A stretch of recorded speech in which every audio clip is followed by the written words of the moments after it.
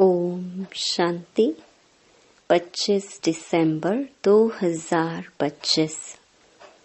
बाबा के महावाक्य।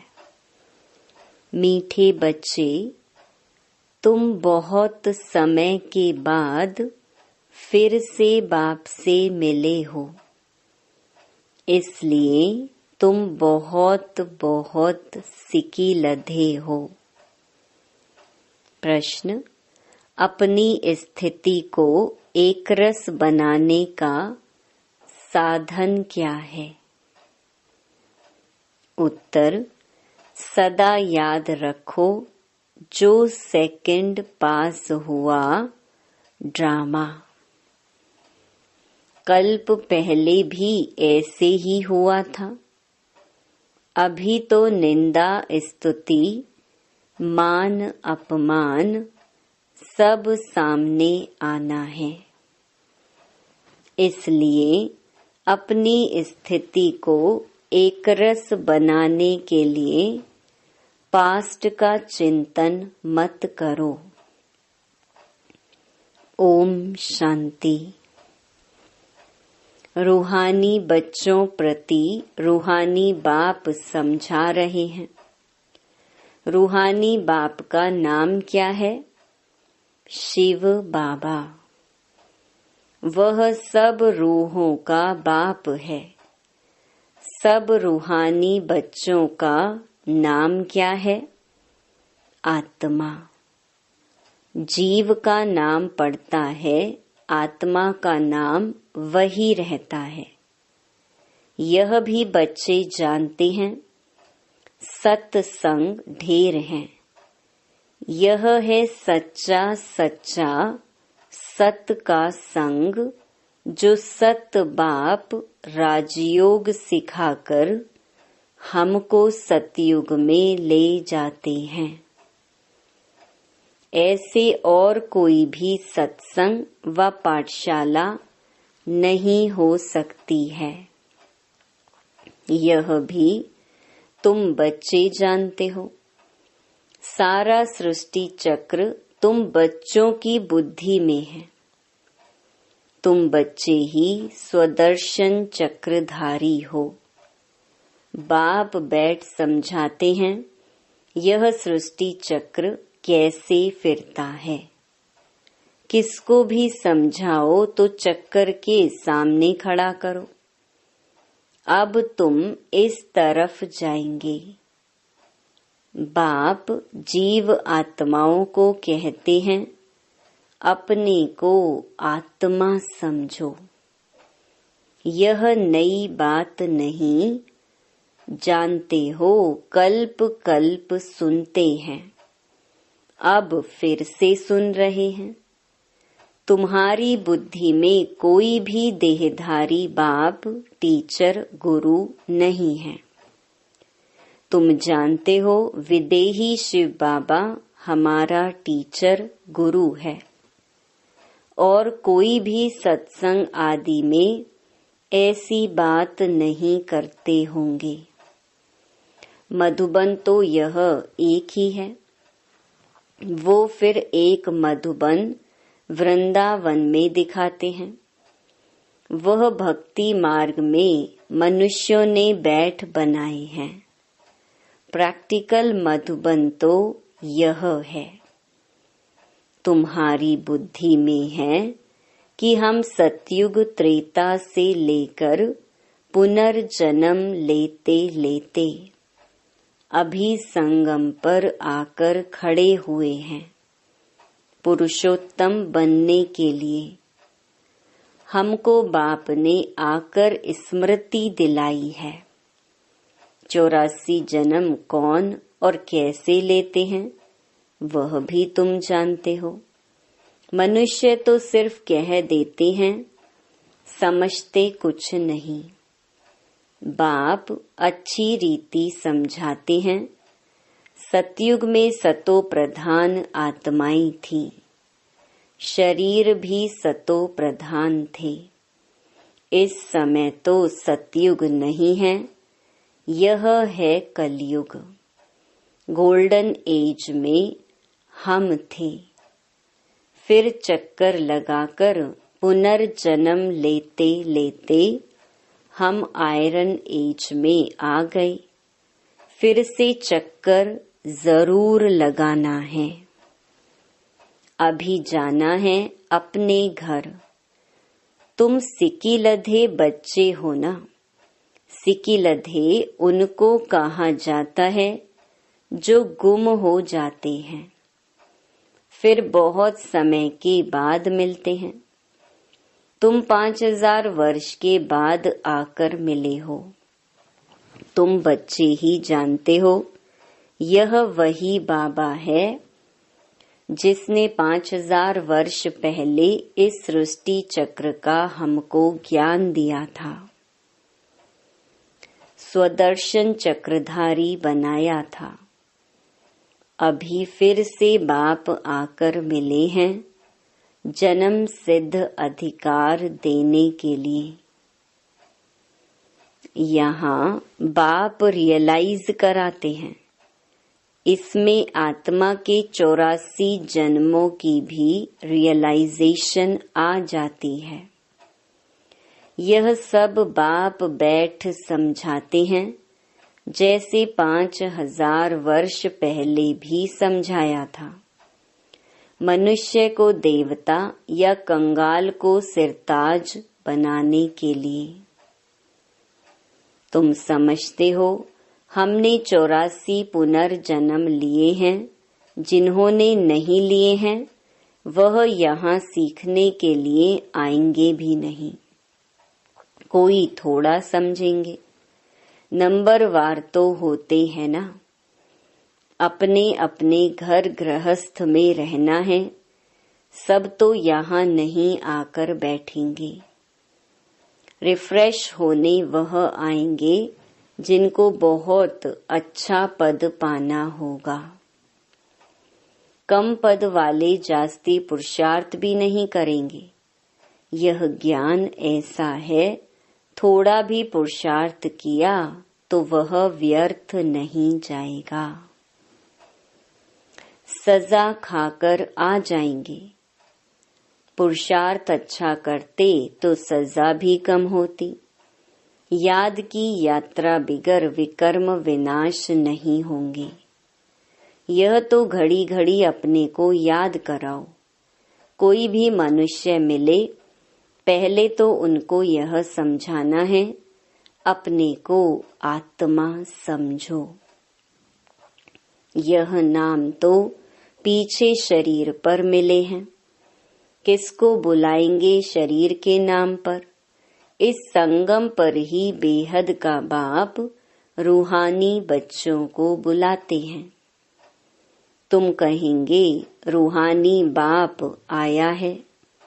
बाप कहेंगे रूहानी बच्चे।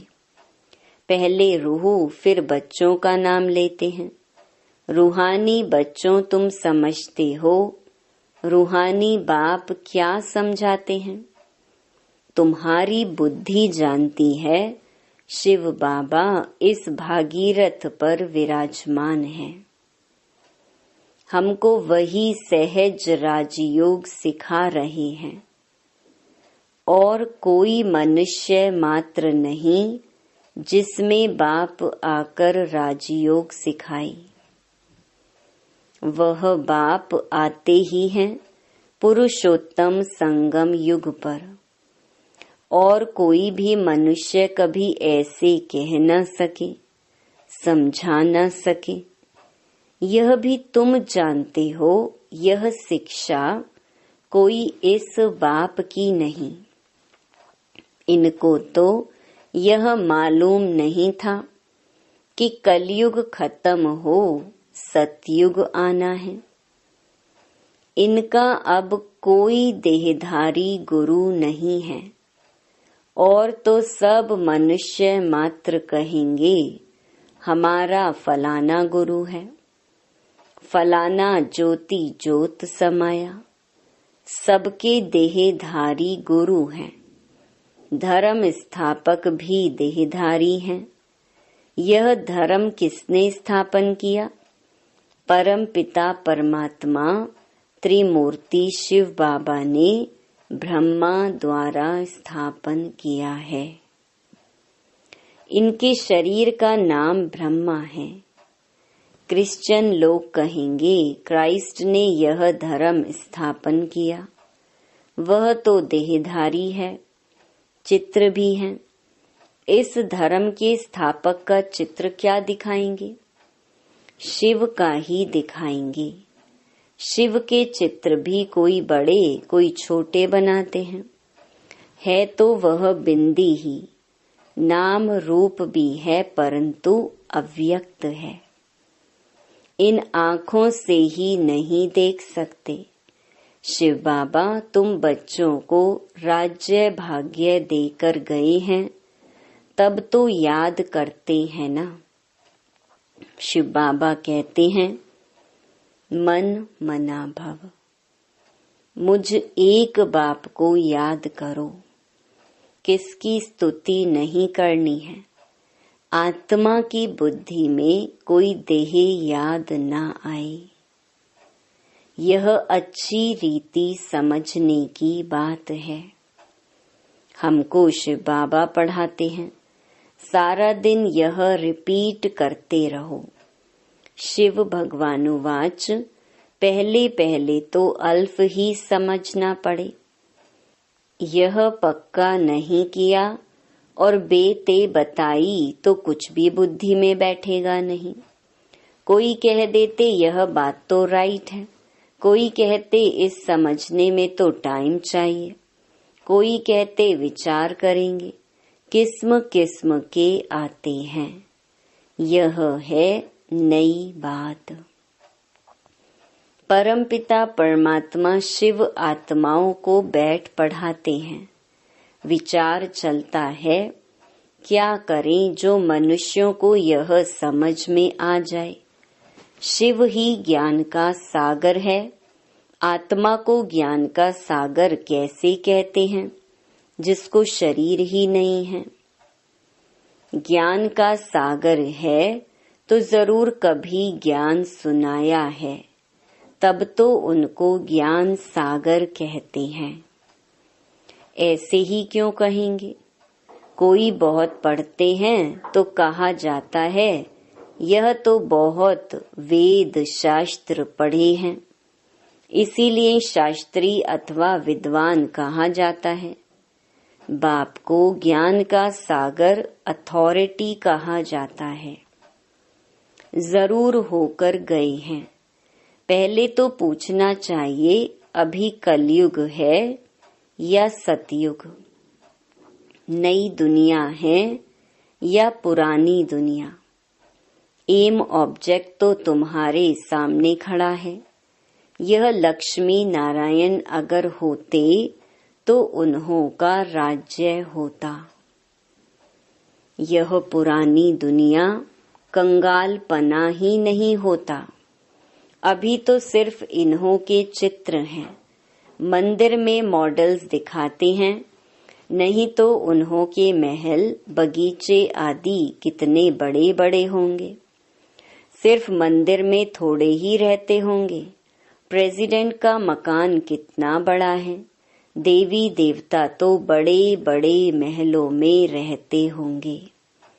बहुत जगह होगी, वहाँ डरने आदि की बात ही नहीं होती।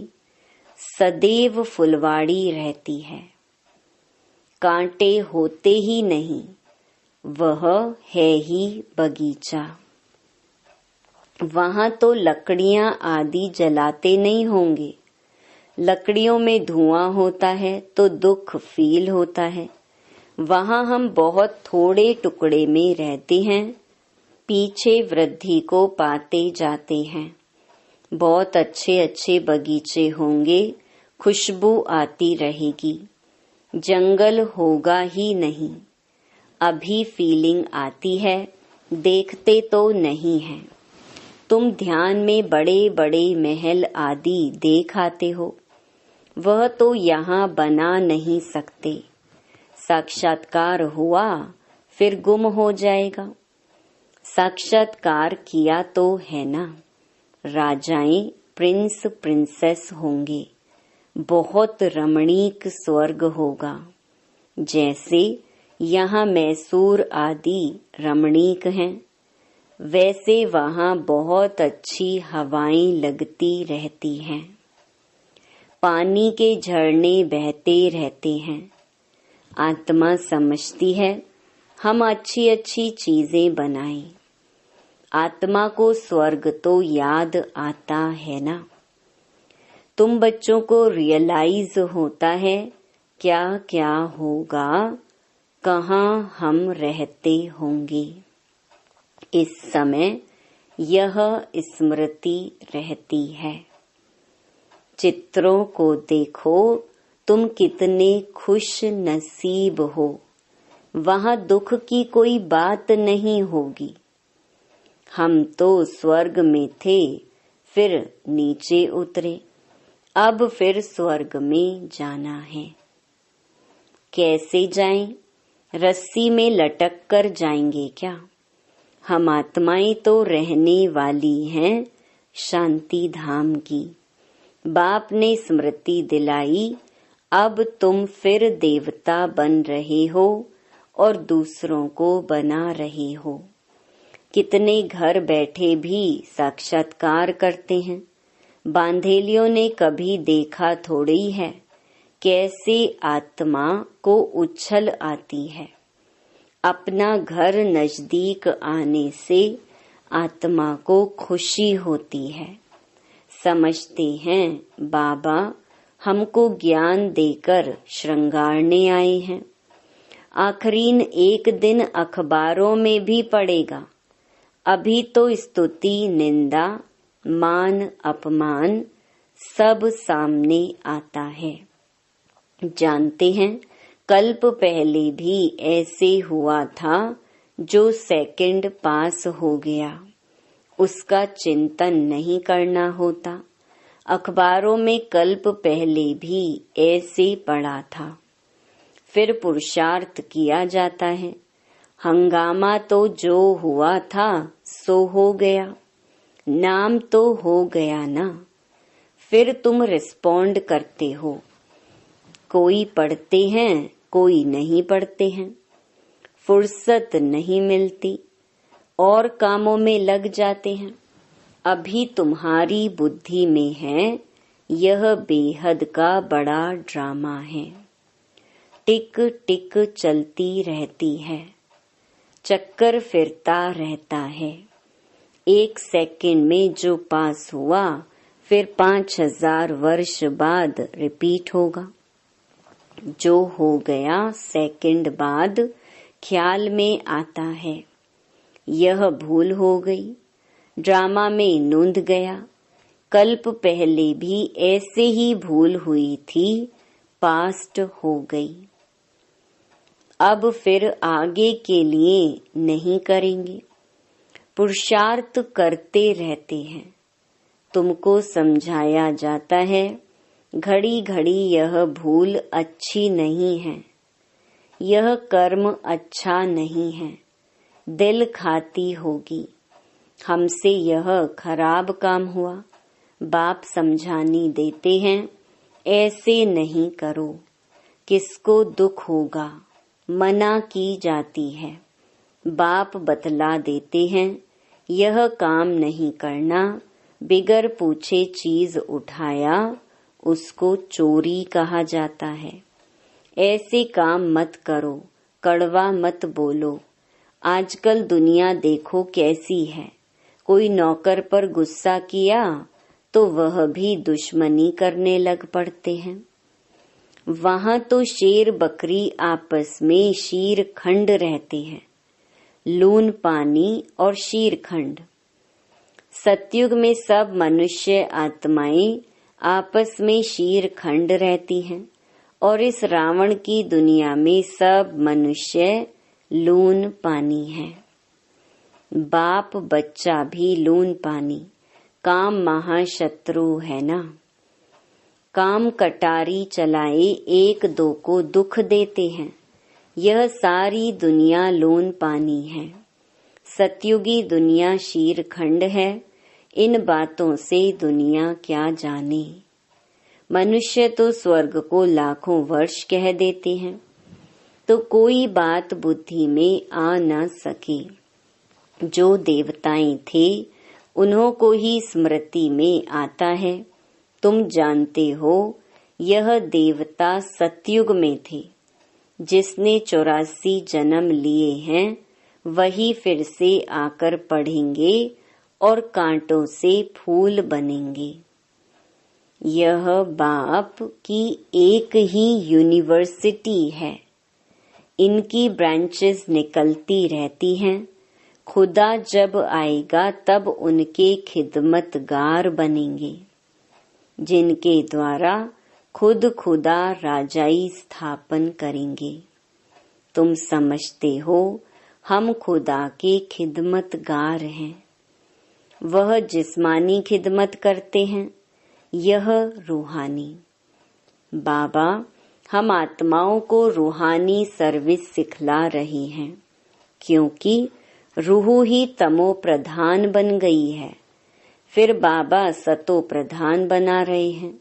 बाबा कहते हैं मामेकम याद करो तो विकर्म विनाश होंगे। यह योग अग्नि है। भारत का प्राचीन योग गाया हुआ है ना। आर्टिफिशियल योग तो बहुत हो गए हैं।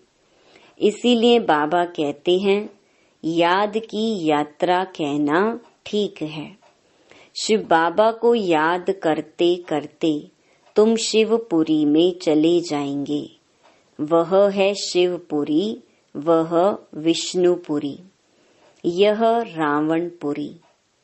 विष्णुपुरी के पीछे है रामपुरी। सूर्यवंशी के बाद चंद्रवंशी है, यह तो कॉमन बात है। आधा कल्प सतयुग त्रेता, आधा कल्प द्वापर कलयुग। अभी तुम संगम पर हो। यह भी सिर्फ तुम जानते हो। जो अच्छी रीति धारणा करते हैं वह दूसरे को भी समझाते हैं। हम पुरुषोत्तम संगम युग पर हैं। यह किसकी बुद्धि में याद रहे तो भी सारा ड्रामा बुद्धि में आ जाए। परंतु कलयुगी देह के संबंधी आदि याद आते रहते हैं। बाप कहते हैं तुमको याद करना है एक बाप को। सर्व का सद्गति दाता राजयोग सिखलाने वाला एक ही है। इसीलिए बाबा ने समझाया है शिव बाबा की ही जयंती है जो सारी दुनिया को पलटाते हैं। तुम ब्राह्मण ही जानते हो। अभी हम पुरुषोत्तम संगम युग पर हैं। जो ब्राह्मण हैं उनको ही रचयिता और रचना का ज्ञान बुद्धि में है। अच्छा, मीठे मीठे सिकिलधे बच्चों प्रति मात पिता बाप दादा का याद प्यार और गुड मॉर्निंग। रूहानी बाप की रूहानी बच्चों को नमस्ते। धारणा के लिए मुख्य सार। पहला, कोई भी ऐसा कर्म नहीं करना है जिससे किसी को दुख हो। कड़वे बोल नहीं बोलने हैं। बहुत बहुत शीरखंड होकर रहना है। दूसरा, किसी भी देहधारी की स्तुति नहीं करनी है। बुद्धि में रहे हमको शिव बाबा पढ़ाते हैं, उस एक की ही महिमा करनी है। रूहानी खिदमतगार बनना है। वरदान, शुद्ध संकल्प के व्रत दृढ़ता द्वारा वृत्ति का परिवर्तन करने वाले दिल तख्त नशीन भव। बाप दादा का दिल तख्त इतना प्योर है जो इस तख्त पर सदा प्योर आत्माएं ही बैठ सकती हैं। जिनके संकल्प में भी अपवित्रता या अमर्यादा आ जाती है, वो तख्त नशीन के बजाय गिरती कला में नीचे आ जाते हैं। इसलिए पहले शुद्ध संकल्प के व्रत द्वारा अपनी वृत्ति का परिवर्तन करो। वृत्ति परिवर्तन से भविष्य जीवन रूपी सृष्टि बदल जाएगी। शुद्ध संकल्प व दृढ़ संकल्प के व्रत का प्रत्यक्ष फल है ही सदा काल के लिए बाप दादा का दिल तख्त। स्लोगन: जहाँ सर्व शक्तियाँ साथ हैं, वहाँ निर्विघ्न सफलता है ही। अव्यक्त इशारे: अब संपन्न व कर्मातीत बनने की धुन लगाओ। अंतःवाहक स्थिति अर्थात कर्म बंधन मुक्त कर्मातीत स्थिति का वाहन अर्थात अंतिम वाहन, जिस द्वारा ही सेकंड में साथ में उड़ेंगे। इसके लिए सर्व हदों से पार बेहद स्वरूप में बेहद के सेवाधारी सर्व हदों के ऊपर विजय प्राप्त करने वाले विजयी रतन बनो, तब ही अंतिम कर्मातीत स्वरूप के अनुभवी स्वरूप बनेंगे। अच्छा, ओम शांति।